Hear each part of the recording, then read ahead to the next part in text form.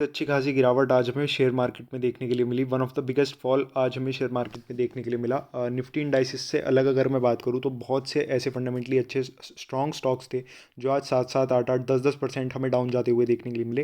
भाई share market में ऐसा ही होता है, कोई स्टॉक अगर बढ़ता है तो वो सीढ़ियों की तरह बढ़ता है, बट जब कोई स्टॉक गिरता है तो वो फ्री फॉल होता है। जस्ट जैसे कि आप देख सकते हैं, फ्री फॉल हमें हर एक स्टॉक में देखने के लिए मिल रहा है।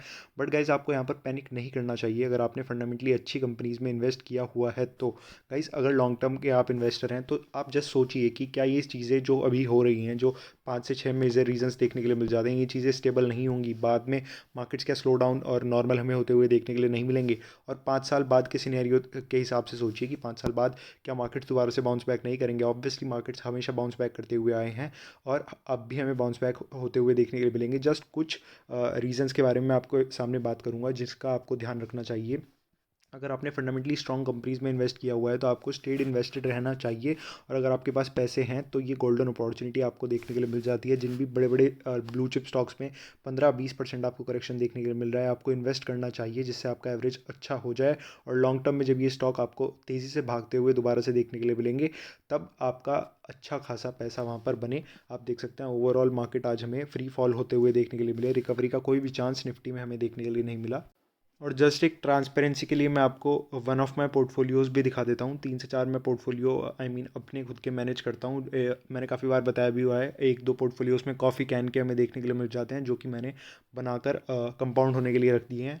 2-3 मेजर देखने के लिए मिल जाते हैं जिनमें स्विंग ट्रेड्स और लॉन्ग टर्म होल्डिंग एक्सेट्रा मैं करता हूँ। तो आप देख सकते हैं यहाँ पर भी ओवर 90,000 का लॉस देखने के लिए आज की डेट में मिल जाता है। और लास्ट 1 वीक में आई गेस काफ़ी मेजर लॉस देखने के लिए मिल जाता है। बट गाइज इसको लॉस मैं नहीं बोलूँगा क्योंकि जब तक हम लॉस या प्रॉफिट बुक नहीं करते उसको लॉस या प्रॉफिट नहीं बोलते हैं। तो कुछ इंपॉर्टेंट पॉइंट्स मैं आपको यहाँ पर बताने वाला हूँ, तो ध्यान से अब आप वीडियो को देखिएगा। गाइज मेजरली 2-3-4 हमें रीजंस देखने के लिए मिल जाते हैं कि जो एफआईआई है वो हमें सेलिंग हो करती हुई देखने के लिए मिल रही है क्योंकि फेड की मीटिंग अभी हमें देखने के लिए मिल जाती है इंटरेस्ट रेट हाइक करने में। और गाइज पहली बार नहीं है ऐसा कि फेड जो है अपने इंटरेस्ट रेट बढ़ा रहा है। जिस तरीके से एफआईआई अभी आपको सेलिंग करती हुई देखने के लिए मिल रही है उस तरीके से आपको एफआईआई बाइंग भी करती हुई देखने के लिए मिलेगी जब फेड अपने इंटरेस्ट रेट दोबारा से घटा देगा, जब सभी चीज़ें नॉर्मलाइज हो जाएंगी। तो गाइज ऑब्वियसली उन्हें पैसा बनाना है तो वो कहाँ बनाएंगे। इंडिया इतनी अच्छी इकॉनमी और इंडिया के अलावा उनके पास ऐसा कोई इमर्जिंग मार्केट नहीं है जहाँ पर वो अच्छा पैसा बना पाएँ। तो दोबारा से आपको एफआईआई का पैसा इंडिया के अंदर ही आता हुआ देखने के लिए मिलेगा। फिर सेकंड रीज़न हमें देखने के लिए मिल जाता है कि क्रूड ऑयल के प्राइसेस हमें 7 ईयर हाई पर देखने के लिए मिल जाते हैं। थर्ड यूएस में हमें इन्फ्लेशन 40 ईयर हाई पर देखने के लिए मिल जाती है। और फोर्थ जो मेजर रीज़न हमें देखने के लिए मिल जाता है कि यूनियन बजट पास होता हुआ आपको देखने के लिए मिलेगा 1 फरवरी को। तो आप देख सकते हैं पहले भी यूनियन बजट पास होने से लास्ट ईयर भी आपको अच्छी खासी गिरावट देखने के लिए मिली थी, बट एक्सपेक्टेशन बहुत डाउन की गई थी तब, आई मीन ख़राब की गई थी। जैसा कि मैंने आपको पहले बताया कि मार्केट्स फ्यूचर में काम करते हैं और अगर एक्सपेक्टेशन बिलो की जाती है तो मार्केट्स सस्टेन करते हैं अगर उसी तरीके के बजट आते हैं या फिर रिजल्ट्स आते हैं कंपनीज़ के। बट अगर उससे अच्छे बजट या फिर रिजल्ट्स आ जाते हैं आपको देखने के लिए मिल जाते हैं तो मार्केट्स जिस तरीके से एक्सपेक्ट करते हैं उसके अगर अपोजिट हो जाता है तो रिएक्शन भी आपको अपोजिट देखने के लिए मिल जाता है। आप देख सकते हैं सिर्फ कुछ कम टाइम में आपको 12 से 13% की तेज़ी देखने के लिए मिल जाती है स्टॉक मार्केट्स में। गाइस इसमें मेजरली वो रिटेल इन्वेस्टर्स परेशान हो रहे हैं जिन्होंने सिर्फ और सिर्फ ये वाला फेस देखा है मार्केट्स का कि मार्केट पीछे मुड़कर भी एक बार नहीं देखता था। मेजर डिप तो छोड़िए, 2-3-4% से ज़्यादा मार्केट आपको गिरता हुआ देखने के लिए नहीं मिल जाता 2 सालों से। तो उन लोगों को भी बहुत ज़्यादा परेशानी हो रही है जिन्होंने या तो पीक पर इन्वेस्ट कर दिया है या फिर जिन जो थोड़ा यहाँ से एवरेज करते करते करते उन्होंने अपना एवरेज जो है थोड़ा सा ख़राब यहाँ पर कर लिया है। तो गाइस 2-3 मेजर चीज़ें मैं आपको समझा देता हूँ। गाइस बुल रन में ऐसा ही लगता है हमें क्योंकि लिक्विडिटी इतनी ज़्यादा होती है तो लगता है चारों तरफ पैसा बनता है क्योंकि चारों तरफ हरियाली देखने के लिए मिल जाती है। जोमेटो, पीबी, फिनटेक अगर आप देखें तो वैल्यूएशन उन कंपनीज़ की क्या आपको देखने के लिए मिल जाती है। रेवेन्यू प्रॉफिट कुछ नहीं था उन कंपनीज़ का। हाँ रेवेन्यूज़ बढ़ रहे थे बट प्रॉफिटेबिलिटी से वो कंपनीज़ आपको कुछ खास देखने के लिए नहीं मिलती। तो उन कंपनीज़ के अंदर भी लोग अंधा पैसा लगाते जा रहे थे। वैल्यूएशन मतलब कुछ किसी चीज़ की कोई पॉइंट नहीं। ठीक है आप लॉन्ग टर्म पर्सपेक्टिव से कर रहे हैं, वो रिवेन्यूज़ पर अभी फोकस कर रहे हैं, सभी चीज़ें अच्छी हैं। बट फंडामेंटली जो कंपनी स्ट्रांग नहीं होती उनमें आप ओवरऑल अपने शेयर मार्केट का 10% पैसा लगा देते हैं जस्ट एक बेट करने के लिए कि हाँ ये कंपनी फ्यूचर में बड़ी हो जाती हैं। बट लोगों ने 70-80% अपना ओवरऑल वेल्थ इन स्टॉक्स में लगाया है जो कि बहुत गलत बात है और आपको देखने के लिए मिल जाता है। अब Zomato, PB, fintech, CarTrade जिनकी वैल्यूएशन अब मतलब कोई वैल्यूएशन का एक पॉइंट नहीं। नाइका भी अगर आप देखेंगे 1000 के पी पर वहाँ पर आपको ट्रेड होता हुआ देखने के लिए मिल जाता है। थोड़ा पी का कंसेप्ट मैं आपको समझाने की कोशिश करता हूँ फिर ये चीज़ें आपको समझ आएंगी। तो गाइस वैसे तो मैंने ये पहले भी बताया है आपको बट एक और बार और बता बता देता हूँ। जैसे एशियन पेंट का ये चार्ट खुला हुआ है और एशियन पेंट का प्राइस हमें 3,14,000 करोड़ देखने के लिए मिल जाता है और अर्निंग हमें 3,139 करोड़ देखने के लिए मिल जाती है। तो जब आप प्राइस अपॉन अर्निंग यानी पीई निकालेंगे तो कंपनी का हमें, जब आप डिवाइड करके देखेंगे इसको, 100 के आसपास देखने के लिए मिल जाता है, जो अभी करंटली हमें 100 देखने के लिए मिल जाता है। अब नेक्स्ट बात करें तो नेक्स्ट आप देख सकते हैं आईटीसी का, तो ऑलमोस्ट 3 लाख ही से मान लीजिए, जस्ट कंसिडरेशन के लिए मैं आपको कुछ समझाने की कोशिश करूंगा। तो आप देख सकते हैं प्रॉफिट ये कंपनी 13 लाख करोड़ का करती हुई देखने के लिए मिल जाती है। तो आप देख सकते हैं ओवरऑल इसका पीई हमें 20 का देखने के लिए मिल जाता है। तो एक सिनेरियो से मैं ये चीज़ आपको समझाने की कोशिश करता हूँ कि आपको 2 शॉप्स का ऑफर आया है। एक शॉप है जिसमें 1 करोड़ रुपीज़ आपको इन्वेस्ट करने हैं और दूसरी में भी 1 करोड़ रुपीज़ इन्वेस्ट करने हैं, बट एक में 20 लाख पर एनम आपको प्रॉफिट होगा और एक में 45 लाख पर एनम प्रॉफिट होगा। हालांकि शेयर मार्केट्स में ये चीज़ें थोड़ी अलग होती हैं क्योंकि ग्रोथ पर लोग बेट करते हैं। तो आप ऑब्वियसली कौन सी प्रॉपर्टी खरीदेंगे या फिर शॉप खरीदेंगे, ऑब्वियसली आप इसे खरीदेंगे यानी आईटीसी पर खरीदेंगे। हालांकि ये सिनेरियो यहाँ पर डेवलप नहीं होता। एशियन पेंट्स आईटीसी से ज़्यादा अच्छी कंपनी देखने के लिए मिल जाती है क्योंकि वो ग्रोथ कंपनी देखने के लिए मिल जाती है और वैल्यूएशन का फैक्टर एक अलग अलग तरीके से लगाया जाता है। आईटीसी के पास ग्रोथ बाकी नहीं है, इन्हें नहीं पता किस तरीके से एक्सपेंड करना है, तो इस वजह से ये डिविडेंड ज़्यादा पे आउट कर देते हैं, जिस वजह से स्टॉक में आपको ग्रोथ देखने के लिए नहीं मिलती। यहाँ पर मैं कोई एशियन पेंट्स और आईटीसी के बीच डिस्कस नहीं कर रहा, बट एक वैल्यूएशन के पॉइंट ऑफ व्यू से मैं आपको समझाने की कोशिश करता हूँ। लोगों को ये छोटी छोटी चीज़ें भी समझ में नहीं आती और वो जस्ट हरियाली देखकर चारों तरफ इन्वेस्ट कर देते हैं किसी भी स्टॉक में जहाँ से उन्हें टिप मिलती है या कुछ भी मिलता है। तो गाइस उन लोगों को भी देख सोचना चाहिए और जिन भी कंपनीज़ में उनमें उन्होंने इन्वेस्ट किया है उसमें विचार करना चाहिए। बाकी अगर आपने फंडामेंटली अच्छी कंपनीज़ में इन्वेस्ट किया है जैसे Asian Paint, Pidilite, HDFC bank, अगर आप बैंकिंग सेक्टर देखेंगे तो वैल्यूएशन कितनी अट्रैक्टिव देखने के लिए मिल जाती है। एफएमसीजी देखेंगे, डाबर देखेंगे आप 550 के आसपास ट्रेड कर रहा है, बहुत ही अच्छी लेवल्स पर ट्रेड कर रहा है। मारिको को देखेंगे आप, हिंदुस्तान यूनिलीवर और बहुत सी ऐसी कंपनीज जो कि आपको बहुत अच्छे वैल्यूएशंस पर देखने के लिए मिल रही है। उन कंपनीज़ के में आपको गोल्डन अपॉर्चुनिटी मिल रही है, उन कंपनीज़ में आपको इन्वेस्ट करने के बारे में सोचना चाहिए अगर आपके पास पैसे हैं तो। वरना गाइस सिंपली आपको फंडामेंटली स्ट्रॉन्ग कंपनीज़ का पोर्टफोलियो होल्ड करना चाहिए क्योंकि गाइस आपको बाउंस बैक करते हुए ये स्टॉक ज़रूर देखने के लिए मिलेंगे और जैसे आप पहले होता हुआ आया है। तो गाइज जब भी हम किसी स्टॉक का चार्ट खोलते थे, 5 ईयर चार्ट, 3 ईयर चार्ट और 1 ईयर चार्ट, तो हमेशा हमें पॉजिटिव रिटर्न्स और बहुत बड़े बड़े रिजल्ट्स देखने के लिए मिल जाते थे क्योंकि गाइज 1 डेढ़ साल से मार्केट्स ने मतलब एक्सट्रीम रैली दी है, बहुत ही खतरनाक रैली हमें दी है, जिस वजह से कंपाउंडेड रिजल्ट्स के कारण आपको परसेंटेज फॉर्म में वो रिटर्न्स बहुत ज़्यादा देखने के लिए मिलते थे। तो गाइज़ इस वजह से आपको इतने अच्छे वो रिटर्न्स देखने के लिए मिल जाते थे। जैसा आप देख सकते हैं एशियन पेंट्स में भी आप देखेंगे तो 2 to 4% के आपको देखने के लिए मिल जाते हैं, बट स्टार्टिंग के 3 सालों में तो इस स्टॉक ने कुछ भी परफॉर्म नहीं किया है।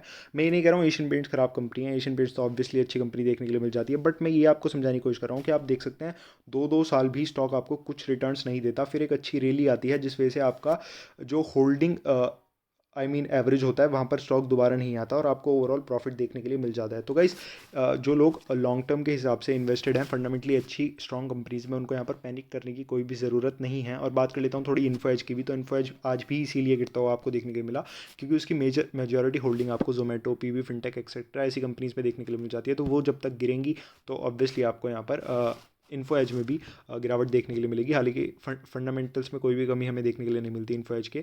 तो गाइस जो भी लोग फंडामेंटली अच्छी कंपनीज में इन्वेस्टेड हैं लॉन्ग टर्म के लिए, उन्हें ऐसी अपॉर्चुनिटीज़ देखनी चाहिए जहां स्टॉक ब्लू चिप स्टॉक्स 10 15 20% गिर चुके हैं और अच्छी खासी सपोर्ट वो बनाते हुए हमें देखने के लिए मिल रहे हैं। हालांकि अभी तो कोई भी स्टॉक आपको सपोर्ट बनाता हुआ देखने के लिए नहीं मिल रहा, बट स्टिल मैं ये कहना चाहता हूँ कि आपको घबराने की कोई ज़रूरत नहीं है। फंडामेंटली अच्छी कंपनीज बाउंस बैक करती हुई आपको देखने के लिए मिलेंगी, बट यहाँ से आपको लर्निंग लेनी चाहिए कि चारों तरफ पैसा नहीं बनता, सिर्फ बुल मार्केट में चारों तरफ पैसा बनता है क्योंकि लिक्विडिटी हर एक स्टॉक में आपको जाती हुई देखने के लिए मिलती है। Over a longer period of time आपको पैसा जो है फंडामेंटली अच्छी कंपनीज और क्वालिटी कंपनीज में ही बनता हुआ देखने के लिए मिल जाता है। ये चार्ट मैं एशियन पेंट्स का इसलिए आपके साथ शेयर कर रहा हूँ कि होता है कि इतनी अच्छी अच्छी कंपनीज में भी 2 2 3 3 साल आपका पैसा नहीं बनता, इसी वजह से over a longer period of time ही आपका पैसा जो है मार्केट्स में बनता हुआ देखने के लिए मिल जाता है। जैसे आप देखेंगे लास्ट 10 ईयर्स में तो एशियन पेंट्स में 10x आपका पैसा होता हुआ देखने के लिए मिल जाता है, जो कि 25% पर एनम है CAGR के हिसाब से, जो कि लोगों को अभी तक बुरा लग रहा था। क्योंकि मैं किसी को क्रिटिसाइज़ नहीं कर रहा हूँ, जिसमें एक अपना आपको पॉइंट ऑफ व्यू से समझाने की कोशिश कर रहा हूँ। जैसी स्टॉक मार्केट्स में पॉजिटिव मोमेंटम बनता हुआ देखने के लिए मिल रहा था, ओवर पॉजिटिव मोमेंटम बनता हुआ देखने के लिए मिल रहा था कि हर एक चीज़ ही आसमान छू जाएगी, रिवेन्यू होना हो, कंपनी के प्रॉफिट होना हो, हर एक कंपनी ही भागती हुई हमें नज़र आ रही थी। निफ्टी 1 लाख चला जाएगा, सेंसेक्स 2 लाख चला जाएगा, एक्सेट्रा एक्सेट्रा, बट अभी इन सभी चीज़ों के बारे में कोई बात नहीं कर रहा है। सब किसी की मुँह से भी आप पॉजिटिव बातें नहीं सुनेंगे, हर बार मार्केट्स में ऐसा ही होता है। तो गाइस इसीलिए मैं कहता हूँ कि 60 to 70% आपका पैसा ग्रोथ और सेफ स्टॉक्स में जाना चाहिए, क्योंकि जब वो स्टॉक्स अब वैसे तो चार्ट देखकर लगता है जब हम हिस्ट्री देखते हैं कुछ कि 20 से 30% कोई स्टॉक टूटेगा तो कोई बात नहीं, हम होल्ड कर लेंगे। बट 5 7 10% ही जब कोई स्टॉक गिर जाता है तो असली अपनी रिस्क एपेटाइट पता चल जाती है। तो गाइज इसीलिए सेफ टी की तरफ पहले आपको फोकस करना चाहिए। 60 to 80% ऑफ योर पोर्टफोलियो आपका सेफ स्टॉक्स, ग्रोथ स्टॉक्स का बना हुआ होना चाहिए, जिस वजह से एटलीस्ट आपकी ओवरनाइट स्लीप ना जाए और आप इस तरीके के क्रैश में बहुत ज़्यादा पैनिक ना करें। हालांकि आज तो बहुत ही बुरा हाल हमें मार्केट्स में देखने के लिए मिल रहा था, हर एक स्टॉक बहुत ही ज़्यादा बीटन डाउन हमें देखने के लिए मिल रहा था। But guys again, red is a colour of opportunity, और फंडामेंटली अच्छी कंपनीज़ में अगर आपकी एलोकेशन है और आपके पास पैसे नहीं है तो आपको लॉन्ग टर्म के लिए होल्ड करना चाहिए। ऑब्वियसली आप मार्केट्स में 6 महीने साल भर के लिए नहीं आए थे, ठीक है, जब मार्केट्स में गिरावट होती है तो ऐसा लगता है। बट अगर आप सोचिए लॉन्ग टर्म के हिसाब से 5 साल आगे सोचिए या 10 साल आगे सोचिए, क्या ये सभी चीज़ें नॉर्मलाइज नहीं होंगी? ऑब्वियसली ये सभी चीज़ें नॉर्मलाइज होती हुई आपको देखने के लिए मिलेंगी। यूएस में इन्फ्लेशन भी नॉर्मलाइज होती हुई देखने के लिए मिलेगी, एफआईआई दोबारा आती हुई देखने के लिए मिलेगी, क्रूड ऑयल प्राइसेस भी घटते हुए देखने के लिए मिलेंगे, फिर सभी चीज़ें पॉजिटिव हो जाएंगी। बट तब तक आप मार्केट्स को छोड़ चुके होंगे। तो इसीलिए मार्केट्स को ना छोड़ते हुए फंडामेंटली स्ट्रॉन्ग कंपनीज में आपको बने रहना चाहिए। और थोड़ा, हाँ, मैंने क्रिटिसाइज़ किया उन स्टॉक्स को जिन स्टॉक्स के बारे में बाइंग बाइंग बाइंग बोला जा रहा था बिना किसी लॉजिक के, कंपनी की वैल्यूएशन कुछ भी बताई जा रही थी।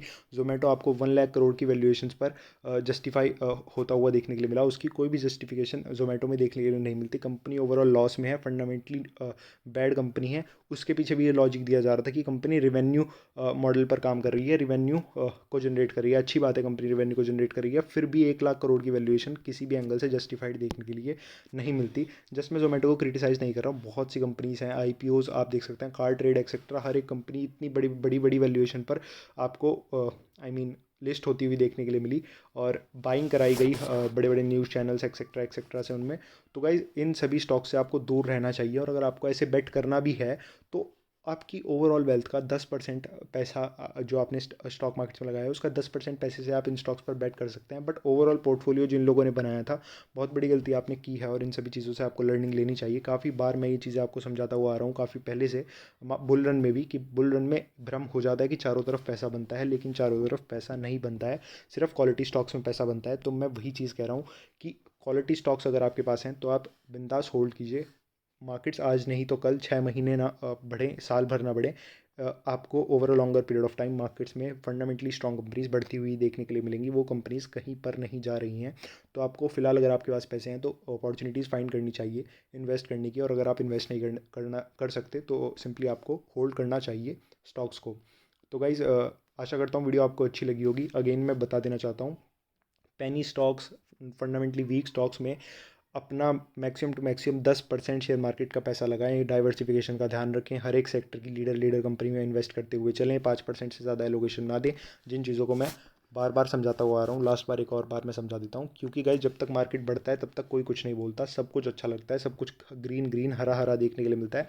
बट जब मार्केट गिरता है उसी दिन के लिए आप अपने पोर्टफोलियो को प्रिपेयर करते हैं। और गाइज अगेन एक और चीज़ बोल देना चाहता हूँ कि आप लॉन्ग टर्म के लिए मार्केट में आए थे, 5 7 10 साल के लिए मार्केट्स में आए थे। तो गाइस 5 7 10 साल का निफ्टी का चार्ट उठा के देख लेना, 10 15 20% के करेक्शन निफ्टी में पहली बार नहीं हो रहे हैं, पहली बहुत बार हो चुके हैं। हर बार रीजंस अलग होते हैं, बट करेक्शन ऐसे आपको देखने के लिए मिल जाते हैं। और हर करेक्शन आपको एक बेटर अपॉर्चुनिटी होती है फंडामेंटल स्ट्रॉन्ग कंपनीज में इन्वेस्ट करने की। तो गाइस वीडियो आपको कैसी लगी कमेंट्स में आप बता सकते हैं। किसी भी स्टॉक के रिगार्डिंग अगर वीडियो चाहते हैं तो मैं आपको डिटेल में बना कर दे दूंगा। थैंक यू गाइस, मिलते हैं नेक्स्ट वीडियो में।